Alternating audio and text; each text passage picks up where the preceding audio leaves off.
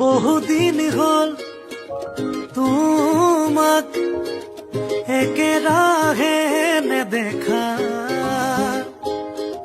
খবৰো নোপোৱা সলালা নেকি তুমি চহৰৰে ঠিকনা। ভবাতো নাছিলো তুমি হঠাৎ এৰি যাবা কৰি এৰা পৰলীয়া।